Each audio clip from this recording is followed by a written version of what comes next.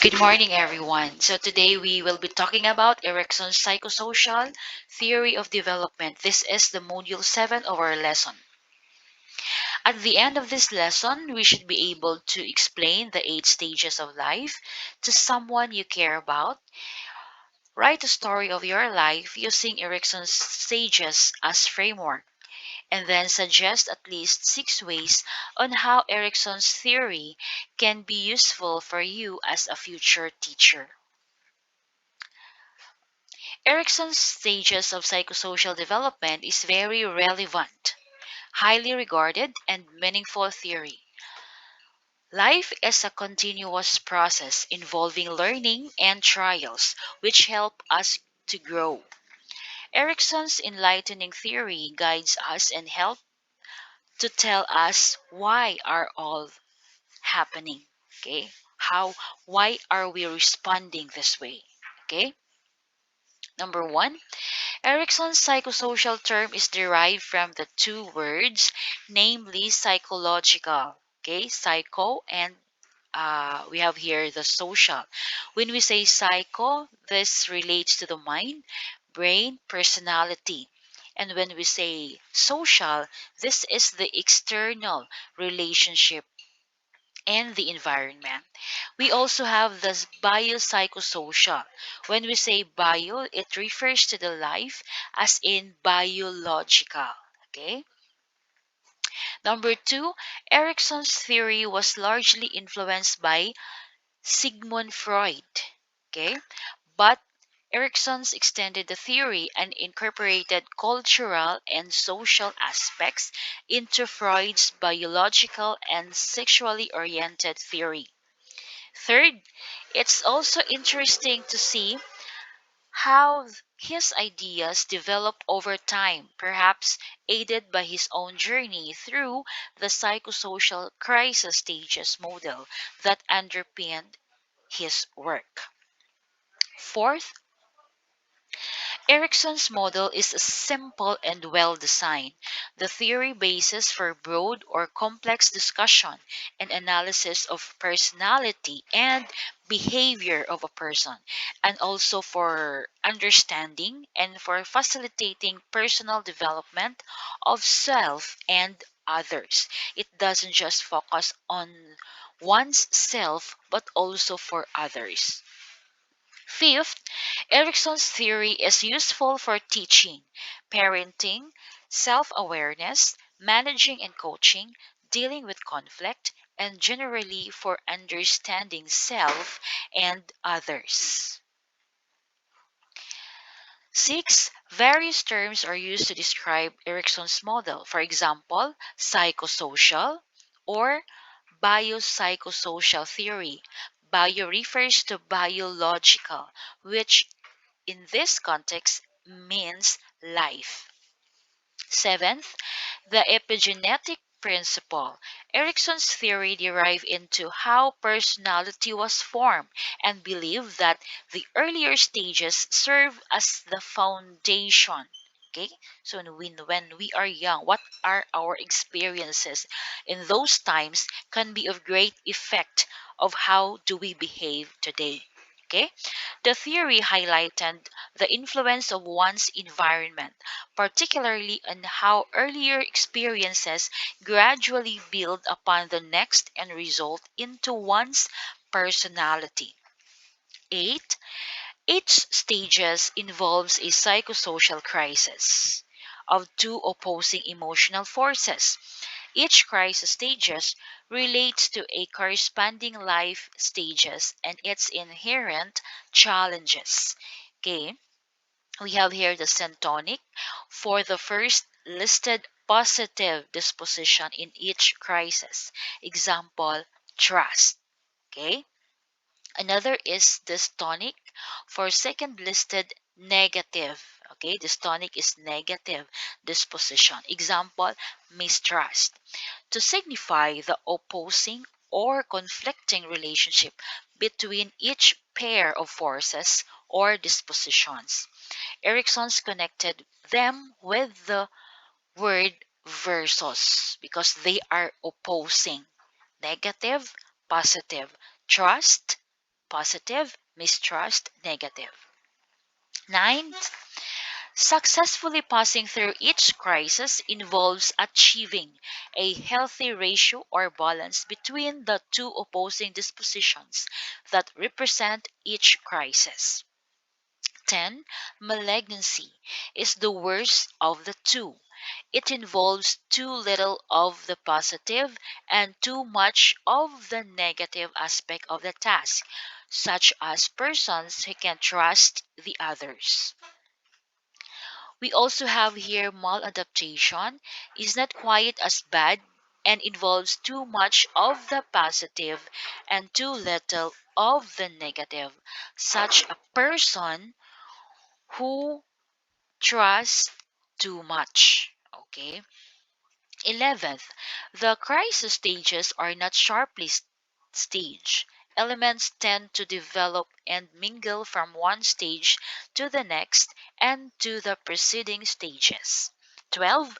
Erikson was keen to point out that the transmission between stages is overlapping. Crisis stages connect with each other like interlaced fingers, not like a series of neatly stacked boxes. Erikson also emphasized the significance of mutuality and generativity. Mutuality refers to the effect of generations on each other, especially among families and particularly between parents and children and grandchildren. Generativity named this position within one of the crisis stages. Okay, we have here the model. So, infancy, we can develop trust versus mistrust. In early childhood, we have here the autonomy versus shame and doubt. So as you notice, positive versus negative. Okay.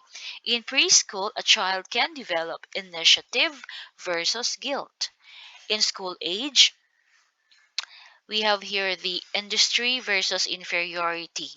In the adolescence, identity versus role confusion. In young adulthood, we have the intimacy versus isolation. In middle adulthood, generativity versus stagnation.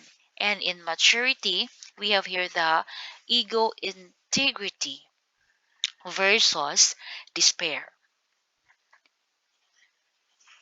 So, going into the 8 stages of psychosocial development. Stage 1, we have the trust versus mistrust. This is during this is during infancy. Trust versus mistrust.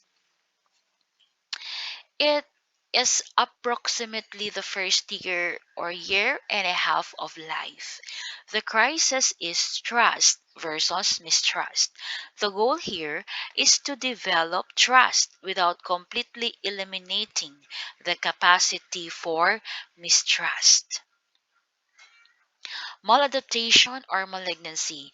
Please understand that this doesn't mean that the parents have to be perfect. Parents who are protective will lead that child into the maladaptive tendency Erikson calls sensory. Okay? In maladjustment, overly trusting, this person cannot believe anyone would mean them harm and will use all the defenses at their command to find an explanation or excuse for the person who did them wrong. So they will develop the malignant tendency of withdrawal, characterized by depression, paranoia, and possibly psychosis. So we have here the mistrust, age 0 to 18 months. Okay, so crisis, infants can develop feelings of trust or lack of trust. If adults meet the needs of the baby, if we can nourish attachment, attention, the baby develop trust. Okay, take note. If adults are inconsistent providers or the baby experiences unpleasant interactions during this stage, it develops mistrust. Okay, the cause of trust, maladaptive, a parent who overly protects their child when they're young. Mistrust or malignant, parents who are unreliable and often rejects or harm the child as an infant. Okay, so as parent, we should be very careful, no, during this stage, because when we develop, uh, when we cannot feed their needs, their we, when we cannot develop nourishment, attachment, and attention to our babies, so we can develop our baby, okay, rather, our baby can develop mistrust, okay, if we harm them, okay, during their infancy. Okay, the virtue. If the proper balance is achieved, the child will develop the virtue of hope, the strong belief that even things are not going well, they will work out well in the end. Okay? Stage 2, autonomy versus shame and doubt. The second stage is early childhood, that is 18 months to 3 to 4 years old. The task is to achieve a degree of autonomy while minimizing shame and doubt, maladaptation, and malignancy. So, nevertheless, a little shame and doubt is not only inevitable but beneficial. Without it, you will develop maladaptive tendency. Erikson calls impulsiveness, a sort of shameless willfulness that leads you in later childhood and even adulthood to jump into things without proper consideration of your abilities. So you will become overconfident. Okay? So, too much shame, on the other hand, too much shame and doubt, which leads to malignancy, Erikson calls compulsiveness. A compulsive person feels as their entire being rides on everything they do, and so everything must be done perfectly. Okay? You'll become, on the other hand, you'll become perfectionist. Okay? So, what is the virtue here? If you get the proper positive balance of autonomy and shame and doubt, you will develop the virtue of willpower or determination. Okay, so on the third stage, initiative versus guilt, okay, is the nearly childhood stage. That is 3 to 4 or 5 to 6. So the task is to learn initiative without too much guilt. Initiative means a positive response to the world's challenges, taking on responsibilities, learning new skills, feeling purposeful. Maladaptation, malignancy. Too much initiative and too little guilt means a maladaptive tendency. Erikson calls ruthlessness. To be ruthless is to be heartless or unfeeling or be without mercy. Okay? The ruthless person takes the initiative all right. The extreme form of ruthlessness is sociopathy. Too much guilt, Erikson calls inhibition. Inhibited person will not try things because nothing ventured, nothing lost, and particularly nothing to feel guilt about. Okay lang. Okay? Wala namang mafe-feel na guilt si person if he do this or not do this. Initiative versus guilt. Initiative is the decision and motivation to accomplish more tasks than expected or asked. The desire to accomplish tasks is based on the child's motivation and self worth. Children supported in these efforts develop self confidence. Guilt, on the other hand, is the repeated discouragement, punishment may lead to feelings of guilt, inferiority, or inadequacy. Okay? So we must provide more opportunities for success than failure. So, what is the virtue here? A good balance leads to psychosocial strength of purpose. A sense of purpose is something many people crave in their lives, yet so many do not realize that they themselves make their purposes through imagination and initiative.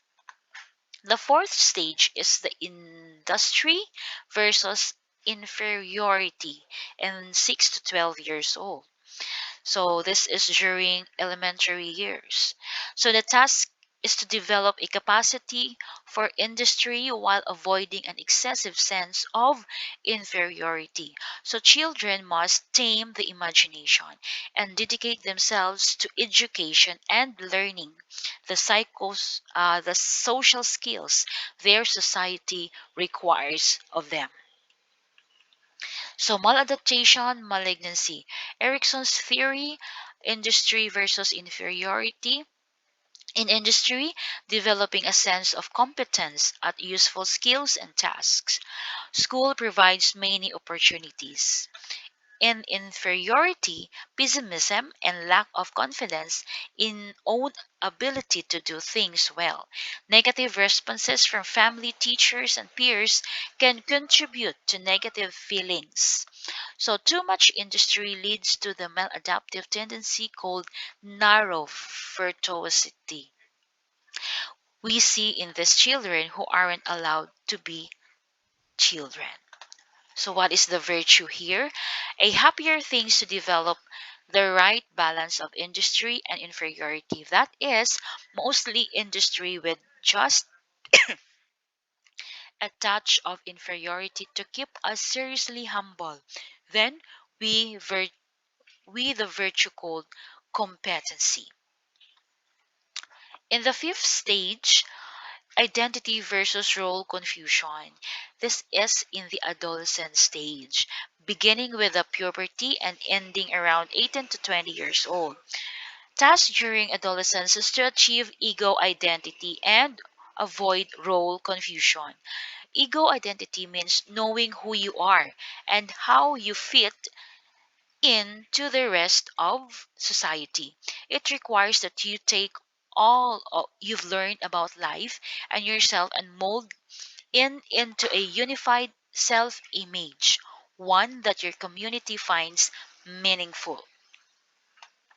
Maladaptation, malignancy. So there is such a thing as too much ego identity where a person is so involved in a particular role in a particular society or subculture that there is no room left for tolerance.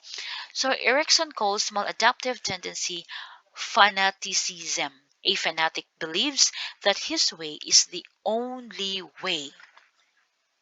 Lack of identity is perhaps more difficult still, and Erikson refers to the malignant tendency here as repudiation. To repudiate is to reject. What is the virtue in this stage? If you successfully negotiate this stage, your will have Erikson called fidelity. Fidelity means loyalty, the ability to live by society's standards despite their imperfections and incompleteness and inconsistencies. On the sixth stage, intimacy versus isolation, 18 to 30 years old. Okay, this is stage from young adulthood, much fuzzier than in childhood stages, and people may differ dramatically. The task is to achieve some degree of intimacy as opposed to remaining in isolation. So dito na no, we will be engaging into an intimate relationship or um, yes, intimacy will develop here. So intimacy is the ability to be close to others as lover, a friend, and as a participant in a society. So intimacy versus isolation, ages 21 to 35, crisis to develop here. Young adults focus on forming close relationship with others. So parents, it is natural when our kids will be turning this age, it is natural that they have to develop relationship with others. So difficulties during this stage result in feelings or of loneliness and even fear of relationship themselves. Successful resolution of this crisis results in formation of relationships that are intimate on a physical, intellectual, and emotional level. Maladaptation malignancy. So Erikson calls the maladaptive form promiscuity, okay, referring particularly to the tendency to become intimate too freely, too easily, and without any depth to your intimacy. So this can be true to your relationship with friends and neighbors and your whole community as well as with lovers. Virtue. If you successfully negotiate this stage, your will instead carry with you for the rest of your life the virtue or psychosocial strength Erikson calls love. Okay? Love means being able to put aside differences and antagonism through mutuality of devotion. So in the seventh stage, you will develop a person can develop generativity or stagnation. So stage of young middle adulthood, the task here is to cultivate the proper balance of generativity and stagnation. Generativity is an extension of love into the future. It is concerned for the next generation and all future generations.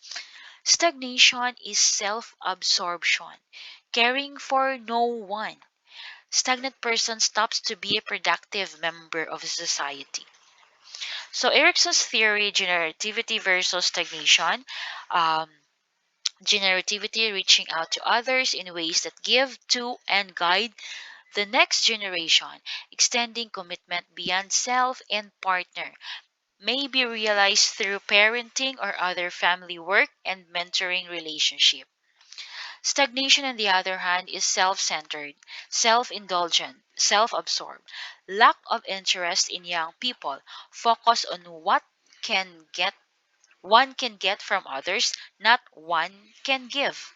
Little interest in being productive at work or developing talents. Maladaptation, malignancy. So maladaptive tendency, Erikson calls overextension. Some people try to be generative, that they no longer allow time for themselves. Over-concern na po sila sa iba. For rest and relaxation. Masyadong busy. Overextension of yourself. The person who is overextended no longer contributes well. So what is the virtue here? If you are successful at this at this age, you will have a capacity for caring that will serve you through the rest of your life.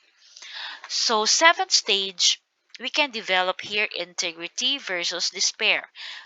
The last stage referred to delicately as late adulthood or maturity, or less delicately as old age, begins sometimes around retirement.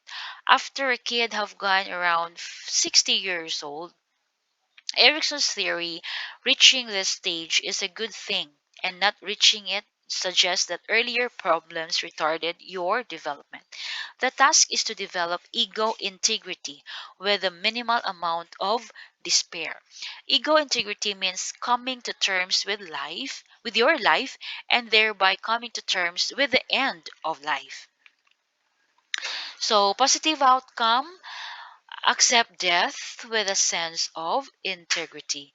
Event reflection on life, one looks back on their life and one's role in the big scheme of things. Negative outcome, despair and fear of death. So virtue, someone who approaches death without fear has strength. Erikson calls wisdom. Okay? So thank you so much for your time and listening. I hope you learned something from this video.